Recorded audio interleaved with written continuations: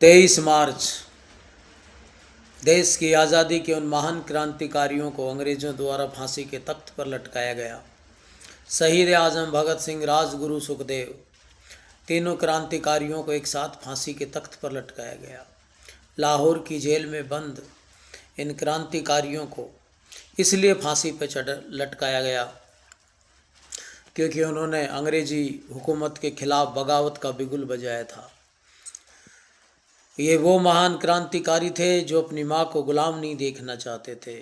वो देश के लिए सर्वस्त्र न्यौछावर करने वाले योद्धा थे, जिन्होंने हंसते हंसते अपने प्राणों की आहुति देकर के इस मुल्क की आज़ादी की लड़ाई को जिंदा करने का काम किया। शहीद आज़म भगत सिंह, राजगुरु और सुखदेव के इनकलाबी नारों से देश को आज़ादी मिली। उनकी शहादत बेकार नहीं गई। उन क्रांतिकारियों का एक सपना था कि देश जब आज़ाद हो तो इस देश में अपने लोगों की सरकार बने।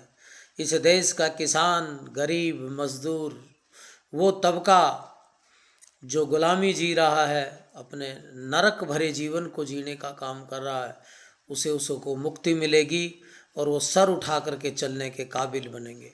अपने लोगों की सरकार होगी, न्याय होगा और सबको समानता का अधिकार मिलेगा। आज़ाद भारत में वो ये चाहते थे कि अपने लोग जब सरकार में बैठें तो अपने लोग न्याय करें, यानी कि पूरी व्यवस्था अपने लोगों के हाथ में होगी। देश आज़ाद हुआ।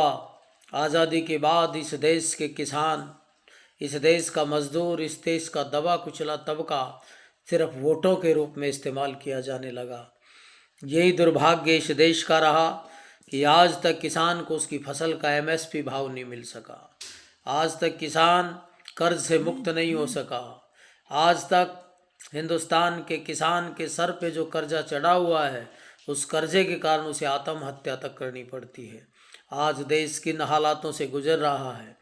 भारत के उन महान क्रांतिकारियों ने अपने प्राणों की आहुति देते हुए ये सोचा था कि हमारी जान जाने के बाद हमारा मुल्क प्रोग्रेस के रास्ते पे होगा, हमारा मुल्क तरक्की और समानता के अधिकार के साथ आगे बढ़ेगा।